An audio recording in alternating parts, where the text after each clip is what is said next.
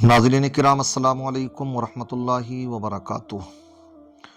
22 जनवरी राम मंदिर का उद्घाटन और वो तमाम जोशो खरोश जो गैर मुस्लिमों की तरफ से देखने में आए और ख़ासकर मुस्लिम आबादियों में उनके हुरदंगे जो देखने को मिले, सब कुछ निगाहों ने देखा और देखते ही देखते बस एक गमज़दा थे, आँखों से अश्क जारी हैं, गमज़दा हैं, कुछ बोलने की हिम्मत नहीं हो पा रही, कुछ सोचने पर मजबूर हैं कि हम कुछ कर भी नहीं सकते हैं। इसमें देखने में ये आता कि आखिर ऐसा कैसे हो गया कि तमाम हक़ाइक़ को एक तरफ रख दिया गया, तमाम सदाकत एक तरफ, और ये सब जानते हैं कि यहाँ जो बाबरी मस्जिद थी वो मस्जिद ही थी, कोई मंदिर बना कर के, मंदिर तोड़ करके मस्जिद नहीं बनाई गई। ये सुप्रीम कोर्ट फैसले में भी माना गया। इसके अलावा भी तमाम सबूत इसमें मुसलमानों ही के हक़ में थे, लेकिन कुछ नज़ारा कुछ अलग ही नज़र आ रहा है। ऐसा कैसे हो गया? मुसलमान तो बस यही तमाशा देख रहा है और सोचने पर मजबूर है कि आखिर ये ऐसा हो कैसे गया।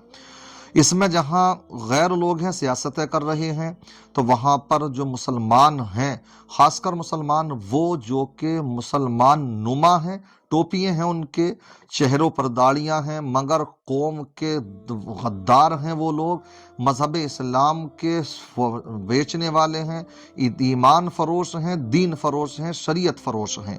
ऐसे लोगों की बुनियाद पर ये यहाँ तक मामला पहुँचा है। आप सोचते होंगे कि ये कैसे आप कह रहे हैं, तो हाँ, ऐसी ही खबरें अब बहुत सामने आ रही हैं। एक शख्स है उमैर इलियासी, जो दिल्ली के अपने आप को इमाम बतलाते हैं। इनके बाप भी इसी तरीके के रहे कि हमेशा वो हुकूमतों के जैसे रुख देखते हैं तो उन्हीं के तलवे चाटने की उनकी आदतें हैं। आपने देखा होगा कि अभी 22 जनवरी से पहले ही वो देवबंद भी गए थे, मोहन भागवत के साथ गए, और जाने के बाद वहाँ पर उन्होंने दाने की तस्बीह दे करके वहाँ के मौलाना लोगों को मोहन भागवत के हाथों से वो मालाएं, वो दाने की तस्बीहात उनके हाथों में डलवाई। यूँ कहा जाए कि ग़ुलामी का पट्टा उनके गलों में डाला जा रहा था। ये देवबंदी ही थे कि बड़ी खुशी के साथ उनका स्वागत भी कर रहे थे। तो ये उमैर इलियासी नाम का शख्स प्राण प्रतिष्ठा का जो समारोह था उसमें पहुंचा है, और कैसे इसके चेहरे पे हशाश बशाशी नजर आती है, जहां पूरी दुनिया का मुसलमान गमजदा, मगर ये दीन फरोश, ईमान फरोश, शरीयत फरोश ये वहां पर शिरकत कर रहा है। और उसके बाद में जो इसने बयान दिया, इसको आप सुनते चलें। देखिए, ये बदलते भारत की तस्वीर है। आज का भारत नवीन भारत, आज का भारत उत्तम भारत। मैं यहाँ पैगाम में मोहब्बत लेके आया हूँ। जहाँ तक पहुँचे मेरे साथ ही आप स्वामी जी साथ में खड़े देख रहे हैं, इसी का नाम भारत है। हमारी इबादत करने के तरीके अलग जरूर हो सकते हैं, पूजा पद्धति जरूर अलग हो सकती है, हमारी आस्थाएं जरूर अलग हो सकती हैं, लेकिन हमारा जो सबसे बड़ा धर्म है वो इंसान और इंसानियत का है। आज हम सब मिलकर इंसानियत को बरकरार रखें। दूसरा, हम सब भारतीय हैं, भारत में रहते हैं, तो हम सबको चाहिए कि हम अपने भारत को मजबूत करें। हमारे लिए राष्ट्र सर्वोपरि है। दूसरी बात यह है कि आज का जो पैगाम है, आज का जो संदेश है, वो नफरतों को खत्म करने के लिए है कि बहुत रंजिशें हो गई, बहुत दुश्मनी हुई, बहुत लोग मारे गए, बहुत राजनीति हुई। अब हम सबको मिलकर एक होकर भारत को मजबूत करना है, भारतीयता को मजबूत करना है। राष्ट्र सर्वोपरि है, इसी पैगाम को आगे लेके जाना है। अखंड भारत हमारा बने, उसकी दिशा में आगे बढ़े हम सब मिलकर, यही हमारा पैगाम है। जिस तरह से मोदी जी आज पूरी दुनिया के अंदर आज भारत का नेतृत्व कर रहे हैं, तो हम भी सब मिलकर एक साथ होकर अपने राष्ट्र को मजबूत करें, यही हमारा पैगाम है। देख लिया आपने, ये वो लोग हैं कि शायद अगर ये पैदा होते ही मर गए होते तो ज़्यादा बेहतर होता। खास करके ये जो कहीं इन्होंने जो टोपी लगाई है, दाढ़ी रखी है, तो इसकी बुनियाद पर जो नुकसान हो रहा है तो शायद ये नुकसान ना हो पाता। अल्लामा इकबाल ने फरमाया था कि वज़ा में तुम हो नसारा, तमद्दुन में हुनूद। ये मुसलमान हैं जिन्हें देख के शर्माए ही यहूद। यूँ तो सैयद भी हो, मिर्ज़ा भी हो, अफ़गा भी हो, तुम सब कुछ हो, ये तो बताओ मुसलमान भी हो। तो वाकई इनको देख कर के ऐसा ही नज़र आता है। और अल्लामा ही इकबाल ने फरमाया था कि सजदा खालिक को भी इबलीस से याराना भी, सजदा खालिक को भी इबलीस से याराना भी। ये तो बता हश्र में अकीदत का सिला किससे मांगेगा, रहमान से मांगेगा या इबलीस से मांगेगा। ये तो उमैर इलियासी से कोई पूछे या इसके हम नवा हम निवालाओं से पूछे। इसलिए ये मोहब्बत का पैगाम कहाँ लेकर के गए कि जहाँ पर के नफरतों का अड्डा, जहाँ नफरतें पूरे हिंदुस्तान भर में जहर की तरह लोगों के दरमियान में घोल दी गई हैं, वहाँ मोहब्बत का पैगाम। अगर वाकई आप मोहब्बत का पैगाम लेकर के गए हो तो आपको खबरें नहीं मालूम कि आखिर जब मोहब्बत का पैगाम आप लेकर के फिर रहे हैं तो क्यों मुसलमानों को निशाना बनाया जा रहा है। महाराष्ट्र के अंदर देखें, जगह जगह पर दंगे फसाद, जहां मुस्लिमों की अक्सरियत है, जो गलियां ऐसी हैं कि एक गैर मुस्लिम तक वहां नहीं, वहां जय श्री राम के नारे लगा करके, वो भी चिढ़ाने भरे अंदाज में, ये मोहब्बत का पैगाम है। कहीं जाकर के उनको भी रोक लिया होता। मैं तो कहूंगा कि इन जैसों से तो ये कम पढ़े लिखे बुजुर्ग, जिनकी एक क्या मैं वीडियो बड़ी वायरल हो रही है, मैं सलाम करता हूं ऐसे बुजुर्गों को। आप देखें इन बुजुर्ग का इंटरव्यू, जो आपने शायद देखा भी हो, आप ये देखिए, माशाअल्लाह ये बेहतर है ऐसों से। तो क्या हाल चाल है आपके? क्या हाल चाल है? क्या चाहते हैं आप? क्या नाम है आपका? आप देख के नहीं पहचान पा रहे हैं? नहीं, नाम तो नहीं पता चला ना, मुझे नाम थोड़ी पता, मैं तो पहली बार ही तो मिला हूँ आपसे। मैं मोहम्मद सबीर कुरैशी उर्फ मुन्ना हूँ। कैसे हो आप? आप मुस्कुरा रहे हो कि आप गुस्सा हो मुझ पे? हमारे पास टाइम नहीं है, हम कुछ नहीं कहेंगे। अच्छा, क्या देख रहे हैं आप? आपके ठीक लगती हुई दीवार से राम मंदिर बन रहा है, क्या कहेंगे आप?